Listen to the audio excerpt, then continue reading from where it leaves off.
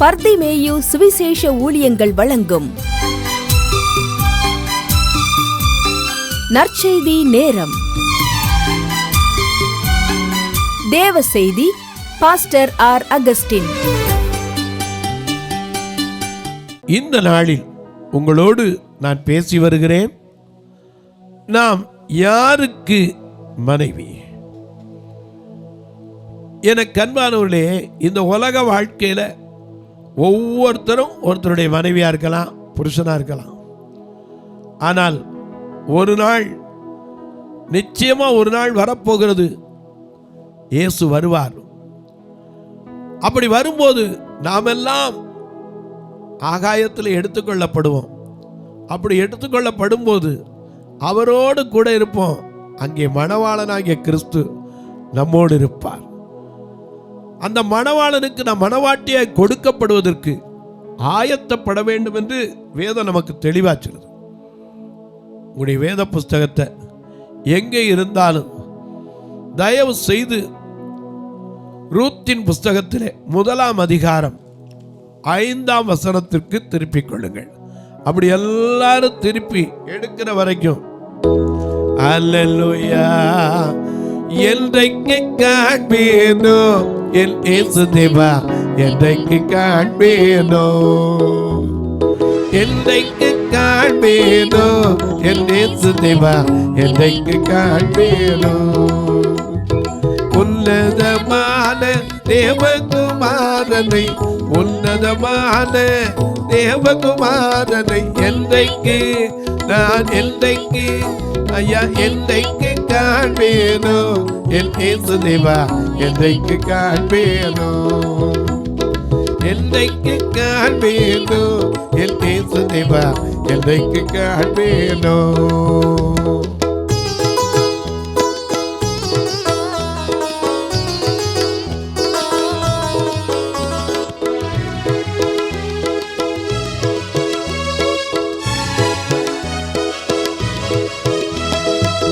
பரகதி தீர்ந்து பாரின் பிறந்து, பரகதி தீர்ந்து பாரின் பிறந்து, நரன் வடிவாய் வந்த ராஜ உல்லாசனே என்றைக்கு நான், என்றைக்கு ஐயா, என்றைக்கு காண்பேனோ என் இயேசு தேவா, என்றைக்கு காண்பேனோ, என்றைக்கு காண்பேனோ என் இயேசு தேவா, என்றைக்கு காண்பேனோ.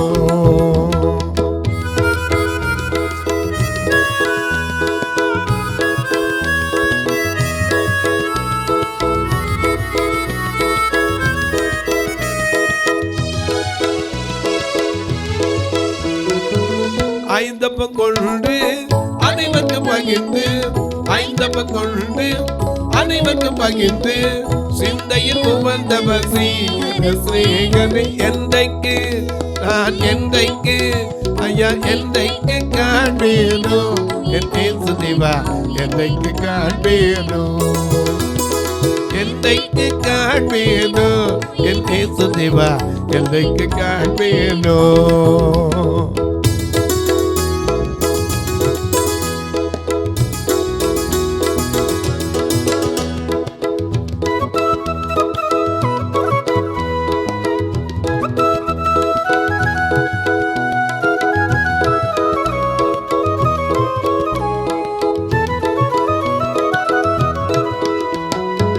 பாசிலநாதன் பாம்பரி நூலன், பாசிலநாதன் பாம்பரி நூலன், இயேசுவின் திருமுக தரிசனம் நோக்கினான் என்றைக்கு நான், என்றைக்கு என்றைக்கு காண்பேனோ என் இயேசு தேவா, என்றைக்கு காண்பேனோ, என்றைக்கு காண்பேனோ என் இயேசு தேவா, என்றைக்கு காண்பேனோ.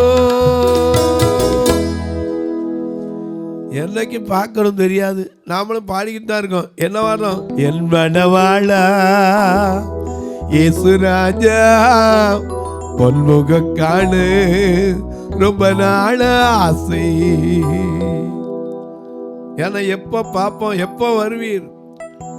அவருடைய வருகை எப்போ இருக்கு நமக்கு தெரியாது. அதிகாலையிலோ நடு சாமத்திலோ சேவல் கூவுகிற பொழுதோ வருவார். சாயங்காலத்தில் எப்போ தெரியாது.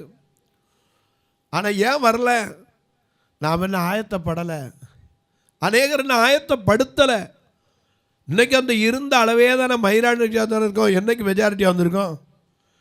நமக்குள்ளேயே என்ன செய்யலை? ஒருத்தருக்கு ஒருத்தர் நான் நீன்னு இருக்கிறதா இருக்க ஒழிய இன்னும் மாற்றம் இல்லையே. ஒருமனப்பாடுன்னு சொல்கிறோம். ஆண்டவன் சொல்லியிருக்கார் மத்தேயு 18:19 என்ன சொல்லியிருக்காரு?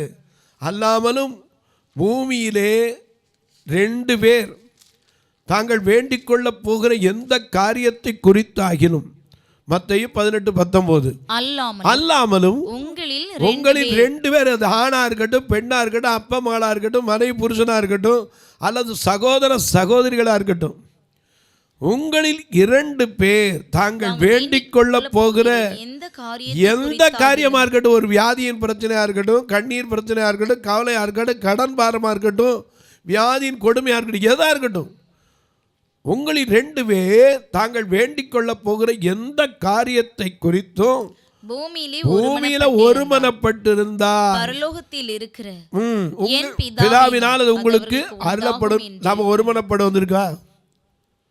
ஒருமனப்பாடுன்னு வரலையே. சபைக்குள்ள வரல, குடும்பத்துக்குள்ள வரல. நாம் எதை செஞ்சு முடிச்சிருக்கோம்? ஆதியாகமம் 6:22 படி நோவா செஞ்சு முடித்தார்.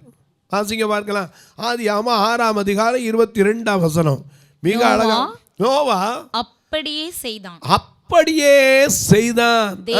தேவன் தனக்கு கட்டளையிட்டபடி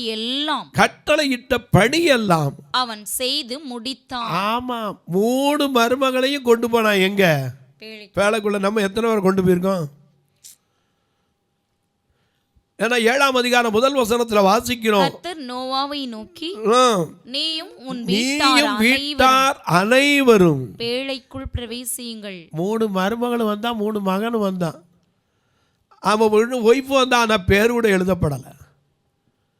எனக்கு கண்பார்வை. ஆனால் இவ்வளவுக்கும் சொன்னது என்னது? எபிரேயர் 11:7 படி விசுவாசத்தினாலே நோவா தற்காலத்திலே காணாத ஒன்றை குறித்து தேவ எச்சரிப்பை பெற்று பயபக்தி உள்ளவனாகி தன் குடும்பத்தை ரட்சிப்பதற்கு. நம்ம குடும்பம் மேல ரட்சிக்கப்பட்டிருக்கா? நாம் எல்லாம் அங்க போய் என்ன செய்யணும்? நானும் என் வீட்டாரும் உம்மையே சேவிப்போம், உமக்கா ஓடுவோம், உந்த நாமும் சொல்லுவோம். கைவிடா தெய்வமே,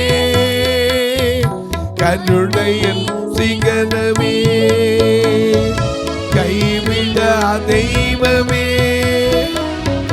கருணையின் சிகரமே, மெய்யான தெய்வமே, என் வாழ்வில் பாக்கியமே. கைவிடா தெய்வமே, கருணையில் சிகரமே, மெய்யான தீபமே, என் வாழ்வில் பாக்கியமே. உகந்தாய் படியிட்டு முழுவதும் தருகிறேன். நான் உகந்தாய் படியிட்டு முழுவதும் தருகிறேன். எபினேசர் எபினேசர் இதுவரை உதவினே. எபினேசர் எபினேசர் இதுவரை உதவினே.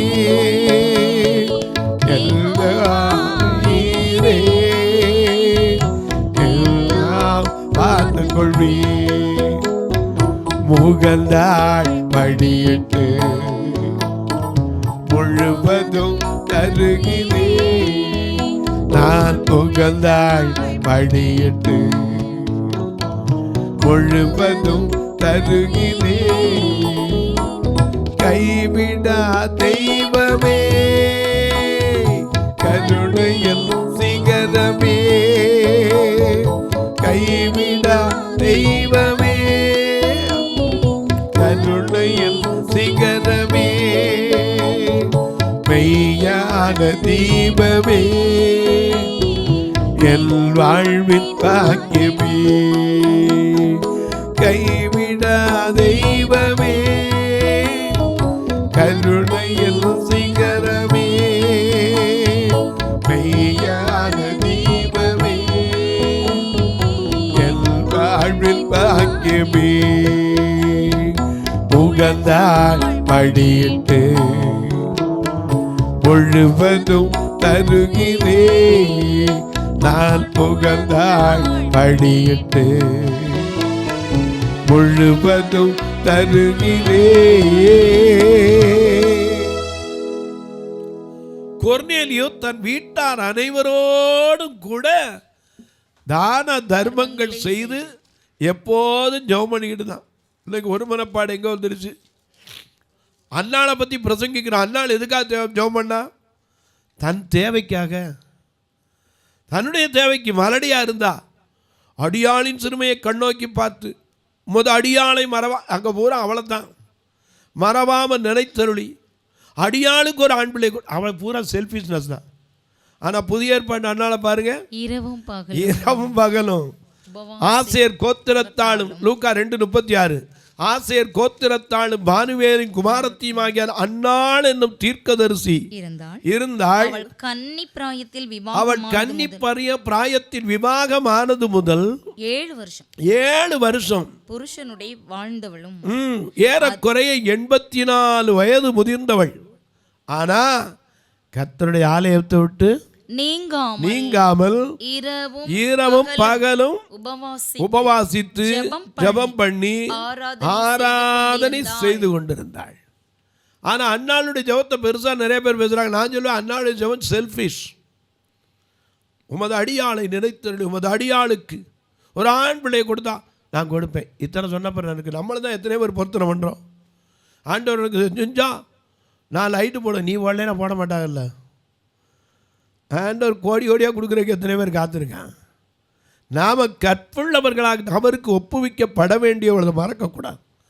வாசிக்க பார்ப்பா, ரூத்தின் புஸ்தகம் 1ஆம் அதிகாரம் 5ஆம் வசனத்தை மிக அழகாக நமக்கு எடுத்து வச்சிருப்பீங்க எல்லாரும் தேடி. ரூத்தின் புஸ்தகம் 1ஆம் அதிகாரம் 5ஆம் வசனத்தை வாசிங்க. பின்பு மக்லோன் கிலியோன் என்னும் அவர்கள் இருவரும் இறந்து போனார்கள். முதல்ல யார் போனா? எலிமலேக்கு போனா. பின்னாடி யார் போயிட்டா? மக்லோனும் போயிட்டான், கிளியோனும் போயிட்டான். ஏன்னா அந்த பலவீனம் வியாதி, அந்த பலவீனத்தோடு ஆட முடியாது. கர்த்தர் அந்த பலவீனத்தை விட்டு தூக்கி மணவாளனாகிய கிறிஸ்துவுக்கு நம்ம ஒப்பு கொடுக்க போறார். இந்த ரூத் என்ன செஞ்சா? உடனே இவ சொல்லிட்டா, யார்? நகோமி சொல்லிட்டா, எப்பா இனிமேல் நான் பிள்ளையை பற்றி கொடுக்க முடியாது, வயசு போச்சு, அப்படி கொடுத்தாலும் நீங்கள் காத்திருக்க முடியாது, உங்களுக்கு வாய்க்கிற புருஷனோட போய் என்ன செய்யுங்க, வாழுங்கன்ட்டா. ஆனால் அவன் போனாளா? இல்லை. 8ஆம் வசனத்தில் பாருங்க, நகோமி தான் 2 மருமக்களையும் நோக்கி, நீங்கள் இருவரும் உங்கள் தாய் வீட்டுக்கு திரும்பி போங்க. மரித்து போனவர்களுக்கும் எனக்கும் நீங்கள் தயவு செய்தது போல கர்த்தர் உங்களுக்கும் தயை செய்வாராக என்றாள். கர்த்தர் உங்கள் இருவருக்கும் வாய்க்கும் புருஷனோடு வீட்டிலே நீங்கள் சுகமாய் வாழ்ந்திருக்க செய்வாராக என்று ஆசீர்வாதமே பண்ணிட்டா. அவர்களை முத்தமிட்டாள். அப்பொழுது அவர்கள் சத்தமிட்டு அழுது அவளை பார்த்து, உம்முடைய ஜனத்தண்டைக்கே உம்முடன் வருவோன்னு போல 2 பேரும் சொல்லத்தான் செஞ்சாங்க. அதற்கு நகோமி, என் மக்களே நீங்கள் திரும்பி போங்க. என்னோட ஏன் வருகிறீங்க? உங்களுக்கு புருஷராகும்படிக்கு இனிமேல் என் கர்ப்பத்திலே எனக்கு பிள்ளைகள் உண்டாகுமோ? என் மக்களே, திரும்பி போங்கள். நான் வயது சென்றவள், ஒரு புருஷனுடன் வாழ தகுதியற்றவள் அப்படின்னு சொல்றா. ஒருபாள் என்ன செஞ்சுட்டா? போயிட்டா. ஆனா ரூத் என்ன செய்யல? விடாமல் பற்றி கொண்டா. ஏன்னா அவ போய் சேர வேண்டிய இடம் யாருக்கு? மணவாளனாகிய கிறிஸ்துவுக்கு. ஏன்னா அவ விரும்பினது என்ன? இன்ப இயேசு ராஜாவை நான் பார்த்தால் போதும், மகிமையில் அவரோடு நான் வாழ்ந்தால் போதும். இன்ப இயேசு ராஜாவை நான் பார்த்தால் போதும், மகிமையில் அவரோடு நான் வாழ்ந்தால் போதும். நித்தியமா மோட்ச வீட்டில் சேர்ந்தால் போதும், நித்தியமா மோட்ச வீட்டில் சேர்ந்தால் போதும்.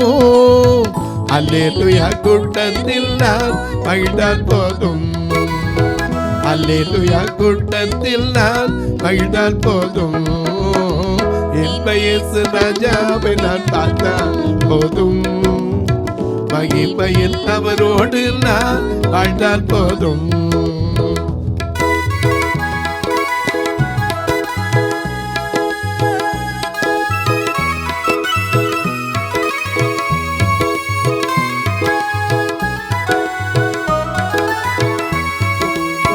இயேசுவின் ரத்தத்தாலே மீட்கப்பட்டு, வசனமா வெளியாலே காக்கப்பட்டு, இயேசுவின் ரத்தத்தாலே மீட்கப்பட்டு, வசனமா வெளியாலே காக்கப்பட்டு, கரை திரை அற்ற பரிசுத்தனோடு, கரை திரை அற்ற பரிசுத்தனோடு, ஏழையா பொன்னிதியல் புலமிடுவே, ஏழையா பொன்னிதியல் புலமிடுவே.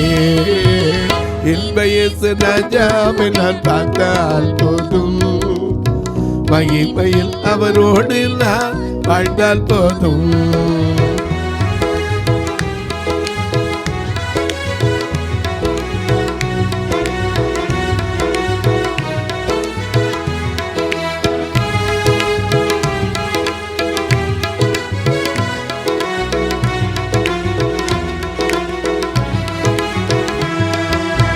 தூதர்கள் பிணைகளை மீட்டும் போது, நிறைவான ஜெப கோஷம் முழங்கும் போது, தூதர்கள் பிணைகளை மீட்டும் போது, நிறைவான ஜெப கோஷம் முழங்கும் போது, அல்லேலூயா கீதம் பாடிக்கொண்டு, அல்லேலூயா கீதம் பாடிக்கொண்டு, அன்பராம் இயேசுவோடு அகமகிழ்வு, அன்பராம் இயேசுவோடு அகமகிழ்வு. இன்ப இயேசு ராஜாவை நான் பார்த்தால் போதும், மகிமையில் அவரோடு நான் வாழ்ந்தால் போதும். நல்ல கவனிங்க, இங்க சொல்றா, நீ போய் உங்க இஷ்டப்படி தாய் வீட்டுக்கு போங்க, உங்களுக்கு வாய்க்கிற புருஷனோட வாழுங்க. இல்லைங்க, நாம யாருக்கு ஒப்புவிக்கப்பட வேண்டும்? கிறிஸ்து என்னும் ஒரே புருஷனுக்கு. அவ சொல்றா, என்ன சொல்றா? உம்மை விட்டு பிரிஞ்சு போறதை பத்தி என்கிட்ட என்ன செய்யக்கூடாது, இனி பேசவே கூடாது. நீ எங்க இருப்பியோ நான் அங்கே இருப்பேன். உன் ஜனம் என் ஜனம், உன் மக்கள் என் மக்கள். நீ மறிக்கிற இடத்துல நானும் மறிப்பேன்னு போனான். ஆனால் போன இடத்துல பொறுக்கியாக தான் போய் சேர்ந்தா.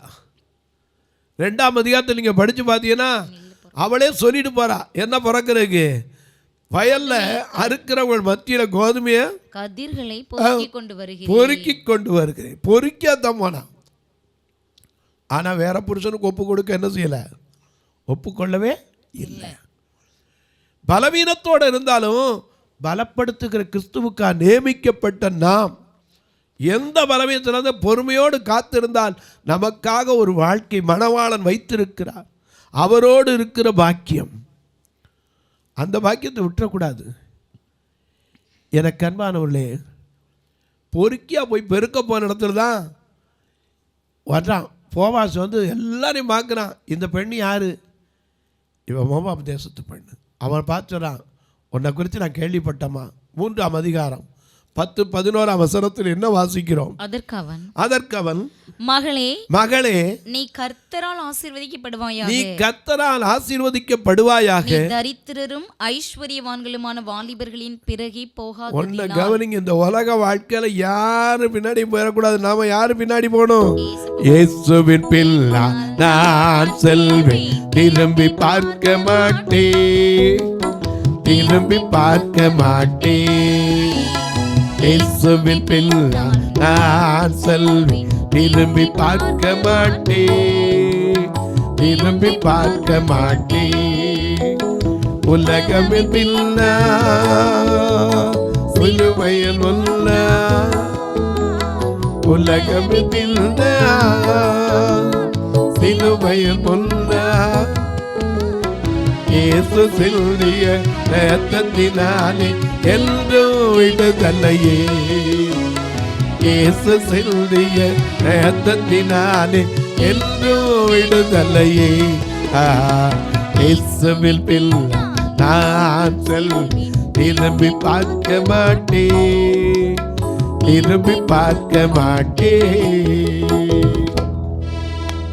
திரும்பி பார்க்க வேண்டிய அவசியம். கலப்பையில கை வைத்தவன் பின்னிட்டு பார்க்க கூடாது. அப்படி பார்க்கிறவன் தேவனுடைய ராஜ்யத்துக்கு தகுதியானவன். இவ பின்னாடி பார்க்கல, போச்சொன்ன போதும் கேட்கல. இவ போன இடத்துல அந்த மணவாளனாகிய கிறிஸ்து அவளுக்கு வைத்திருந்த ஆயத்தத்தை பாருங்க. என் மகளே, நீ கர்த்தரால் ஆசீர்வதிக்கப்படுவாயாக, நீ தரித்திரரும் ஐஸ்வர்யவான்களுமான வாலிபர்களின் போகாமல் உன் முந்தின நற்குணத்தை பார்க்கிலும் பிந்தின நற்குணம் அதிக உத்தமமாயிருக்கிறது. மகளே, நீ பயப்படாதே, பயப்படாதே, உனக்கு வேண்டியபடி எல்லாம் செய்வேன். அல்லேலூயா. நீ குணசாலி என்பதை என் ஜனமாகிய ஊரார் எல்லாரும் அறிவார்கள். ஆமா, ஒருத்தர் சாட்சி சொல்லாம பாருங்க. காரணம், பலவீனத்தோடு வாழ்வதற்கால அந்த பலவீனத்தை அழித்தாலும் பலப்படுத்துகிற கிறிஸ்துவுக்கு மனைவியாக கொடுக்கப்பட வேண்டும். ஏன்னா போவாஸ் யாருக்கு அடையாளம்? கிறிஸ்து, இயேசு கிறிஸ்துக்கு அடையாளம். அந்தவனுக்கு மணவாளியாக கொடுக்கப்பட வேண்டியவள். எது வந்தாலும், பொறுக்கியா இருந்தாலும் கவலையப்படலை. ஏன் தெரியுமா? சந்தோஷப்பட்டு அவருக்கு துதி செலுத்த கிடவும். ஆட்டுக்குட்டியானுடைய கல்யாண நாள் வந்தது. அவருடைய மனைவி தன்னை ஆயத்தம் பண்ணினாள். ஒரு நாள் வந்தது, அவள் மன போவாசுக்கு கொடுக்கப்பட்டாள், சுதந்திரவாளிக்கு கொடுக்கப்பட்டாள். இன்றைக்கு சொன்ன நீங்களும் நான் இந்த உலக வாழ்க்கையில் எப்படியோ வாழ்கிறோம். ஆனால் நாம் யாருக்கு ஒப்புவிக்கப்பட வேண்டியவர்கள், அதை மறந்துடாதீங்க. அதை அறிந்து கற்புள்ள கன்னிகையாக நம்ம ஆயத்தப்படுத்துவோம், நாம் ஆயத்தப்படுவோம். தொலைக்காட்சியில் பார்க்கிற என் அன்பு மக்களே, இந்த நிகழ்ச்சியை நாள்தோறும் பார்க்குறீங்க, கேட்குறீங்க, பரவசம் அடைகிறீங்க. நீங்கள் ஆயத்தப்பட்டிருக்கீங்களா? ஆயத்தப்படுத்திக்கிட்டு இருக்கீங்களா? ஏன்னா ஒரு நாள் இயேசு வரப்போகிறார், அது நிச்சயம். அன்றைக்கு நாம் எல்லாம் அவரோடு முகமுமாய் தரிசிக்கிற அந்த பாக்கியம், மணவாளனை சந்திக்கிற பாக்கியம் உண்டு. அதற்கு காத்திருக்கிறோமா? தொலைக்காட்சியில் பார்க்கிற நீங்களும் இந்த வயசு நிகழ்ச்சிக்காக ஒரு வார்த்தை உங்களுடைய தனிப்பட்ட குடும்ப ஜெபங்களில் வைங்க. ஏன்னா 30 நாள் வரணும்னா ஆண்டவர் தான் நடத்தி வரார். என்னால் என்ன முடியும்? நீங்கள் விட்டுட்டு போன இடத்த விட்டு அடுத்த இடம் நகர்ற கூட நான் அடுத்த ஆள் வேணும். முன்னாடி பள்ளம் இருக்கா, மேடு இருக்கா, படி இருக்கான்னு சொல்கிற கூட இன்னொருத்தர் வேணும். நீங்கள் கருப்பாக சேப்பானோட எனக்கு தெரியாது. ஏன் நீங்கள் உடுத்திருக்க ஆடை நேரம் கூட எனக்கு தெரியாது. ஆனால் கர்த்தர் நம்பி நிற்கிற இன்னைக்கு வரைக்கும் நடத்துகிறார். நீங்களும் இதற்காய் ஜெபியுங்கள். கர்த்தர் ஏவினால் நீங்களும் ஒரு நாள் நிகழ்ச்சியை தாங்கலாம். உங்கள் பிறந்த நாள், திருமண நாள், அல்லது உங்களுக்கு வேலையில் உயர்வு கிடைத்த நாள், உங்கள் பிள்ளைகளுக்கு நல்ல ஒரு திருமண வாழ்க்கை அமைந்த நாள், இப்படிப்பட்ட நாட்களில் நீங்களும் ஒரு நாள் நிகழ்ச்சியை தாங்கலாம். சிலர் கேட்குறீங்க, நாங்கள் தாங்கினா எங்கள் ஃபோட்டோ போடுவீங்களா? உங்கள் ஃபோட்டோவை நானே பார்க்க முடியாதே, அப்புறம் நான் போட்டு என்ன பண்ணுறது? நான் ஜெபம் பண்ணுவேன், அவ்வளோதான் என்னால் முடிஞ்சது. கர்த்தர் ஏவினால் நீங்களும் தாங்கலாம். அது மட்டும் இல்லை, இந்த பார்வையற்ற மக்கள் திருச்சபையில் ஒரு ஞாயிற்றுக்கிழமை நான் சாப்பிடாமல் அனுப்புறல. உங்கள் பிறந்த நாட்களில் ஒருவேளை உணவு கொடுக்க உதவலாம், 10 பேருக்கு ஒரு ஊன்றுகோல் கொடுக்க உதவலாம். ஏன் எத்தனையோ பேருக்கு நல்ல துணிமணி கூட இல்லாமல் வர்றவங்களாம் இருக்காங்க. இப்படிப்பட்டவர்களுக்கு நீங்கள் உதவ கர்த்தர் ஏவினால் கட்டாயமல்ல, விசனமாயல்ல, நீங்களும் தாங்கலாம். எப்படி பிரதர்? இதில் 2 நம்பர் இருக்குது, ஜிபே, ஃபோன்பே. அது வழியாக நீங்கள் தொடர்பு கொள்ளலாம். ஒருவேளை கணக்கு வைக்கிறவங்களா இருந்தால் கேளுங்க, அதுக்கு வழி இருக்குது சொல்கிறேன். போஸ்டல் வழியாக தொடர்பு கொள்றவங்களுக்கு ஒரு நம்பர் சொல்லுவேன், நல்லா கவனிங்க. 36 35 38 89 63. இந்த நம்பரை உங்கள் ஊர் பக்கத்தில் இருக்க போஸ்ட் ஆஃபீஸில் போய் சொல்லுங்கள். அதுலேயே அந்த நம்பர் வரும், அக்கௌண்ட் நம்பர் அடித்தா. நீங்கள் அது வழியாக வரும்போது மணி ஆர்டர் கமிஷன் அதிகமாக செலவழிக்க வேண்டிய அவசியம் வராது. உங்கள் ஜெபக்காரி எது இருந்தாலும் காலை 10லிருந்து 5 மணிக்குள்ள தொடர்பு. இப்போ உங்களுக்காக ஜெபிக்கட்டுமா? நல்ல பிதாவே, நன்றியோடு துதிக்கிறோம் சுவாமி. எங்களுடைய வாழ்க்கையில் முந்தின நற்குணத்தை விட பிந்தின நற்குணம் அதிக உத்தமமாய் இருக்க வேண்டும். காரணம், நாங்கள் உத்தமரோடு போய் சேரப்போகிறோம். அந்த உத்தமமான ஜனத்தை ஆயத்தப்படுத்துவதற்கு இந்த உலகத்தில் வந்த மணவாளனாகிய கிறிஸ்துவை நாங்கள் இப்பொழுது முகமுகமாய் தரிசிப்பதற்கு காத்திருக்க உதவி செய்யும். நாங்கள் சந்தோஷப்பட்டு துதி செலுத்தி மகிழ்ந்திருக்க கடவும். ஆட்டுக்குட்டியானுடைய கல்யாண நாள் வரும்போது அவருடைய மனைவி தன்னை ஆயத்தம் பண்ணி மணவாட்டியாய் ஒப்புவிக்கப்பட எங்களை தகுதிப்படுத்தும். இந்த நிகழ்ச்சியை கேட்டு வேதனையோடு, கண்ணீரோடு, கவலையோடு, வியாதியோடு, வறுமையோடு, கடன் பாரத்தோடு, மனதிலே நிம்மதி இல்லாமல் வாழ்கிற ஒவ்வொருவருக்காய் ஜெபிக்கிறேன். தவறான பழக்கங்களுக்கு அடிமைப்பட்டு இருக்கிற புருஷனுக்காய் கண்ணீர் வடிக்கிற மக்களுக்காய் ஜெபிக்கிறேன். தன் பிள்ளைகளுக்காய் ஜெபிக்கிறேன். எங்கு பார்த்தாலும் பாலியல் பலாத்காரங்களும் பலவிதமான கொள்ளைகளும் கேள்விப்படுகிற மத்தியில் கர்த்தர் இம்மட்டும் காத்தவர் ஒவ்வொருவரை இனியும் காப்பீராக. கூட இருக்கிற தெய்வமே, எதிர்த்து வருகிற தீமைகளை நன்மையாய் மாற்றும். ஒருவருக்கொருவர் அன்பு, சந்தோஷம், சமாதானத்தை கொடுத்து ஆசீர்வதிங்க. மருத்துவமனையில் இந்த நிமிஷத்தில் போராடி கொண்டிருக்கிற மக்களுக்காக ஜெபிக்கிறேன். படுக்கையில் படுத்துக்கொண்டு பல ஆண்டுகளாக வியாதியில கண்ணீர் வடிக்கிற வயது முதிர்ந்த தாய்மாருக்காய், அன்பு சகோதரர்களுக்காய் ஜெபிக்கிறேன். எத்தனை ஆபரேஷன் பண்ணினாலும் ஐயோ எனக்கு இந்த வியாதி தீர்ந்தவாடு இல்லையே என்று இருக்கிறவர்களுக்காய், மாதம் டயாலிசிஸ் பண்ணி வர்றேன், ஐயோ என் சரீரத்தில் வேதனை தீரலையே கண்ணீர் வடிக்கிற மக்களுக்காய் ஒவ்வொருவருடைய பாரத்தையும் உடைய பாதத்தில் வைக்கிறேன். மனுஷன் முகத்தை பார்க்கிறான், நீர் இருதயத்தை பார்க்கிறேன். உடைய வேதனைகளை மாற்று, விடுதலை தார். இயேசுவின் நாமத்தில் ஜெபிக்கிறேன் நல்ல பிதாவே, ஆமென், ஆமென். சபை ஆராதனை ஞாயிறு காலை 10 மணி முதல் 12 மணி வரை. இடம் பர்திமேயு சுவிசேஷ ஆலயம், அன்னை சத்யா நகர், இளமனூர் அஞ்சல், சக்கிமங்கலம் வழி, மதுரை மாவட்டம். பின்கோட் 625201 மற்றும் பர்திமேயு சுவிசேஷ ஜெப வீடு, flat number 107, Eden garden, Muthur, Tirunelveli. Pincode 627011. சிறப்பு உபவாச கூட்டம் ஒவ்வொரு மாதமும் 2வது சனிக்கிழமை காலை 10 மணி முதல் 1 மணி வரை நாகர்கோவில் YMCA ஹாலில் வைத்து நடைபெறுகிறது. மற்றும் ஒவ்வொரு மாதமும் 4வது சனிக்கிழமை காலை 10 மணி முதல் 1 மணி வரை திருநெல்வேலி புதிய பேருந்து நிலையம் அருகில் உள்ள கிரேஸ் ஹாலில் வைத்து நடைபெறுகிறது. எங்கள் எல்லா ஆராதனைகளிலும் கலந்து கொண்டு தேவனை மகிமைப்படுத்த அன்பாய் அழைக்கிறோம். உங்கள் உதாரத்துவமான காணிக்கைகளினால் இவ்வூழியத்தை தாங்க விரும்பினால் R Augustine, account number 5021364331, IFSC code IDIB 000B066, Indian bank, BP Kulam, Madurai. GPay number 9842181917, BGM ministries மற்றும் 9442559772, பிளைண்ட் மினிஸ்ட்ரீஸ் அகஸ்டின். உங்கள் தொடர்புக்கு பாஸ்டர் ஆர் அகஸ்டின், பர்திமேயு சுவிசேஷ ஊழியங்கள், நாகமலை, புதுக்கோட்டை, மதுரை 625019. தொலைபேசி எண்கள் 9842181917 மற்றும் 9442559772. கர்த்தர் தாமே உங்களை ஆசீர்வதிப்பாராக.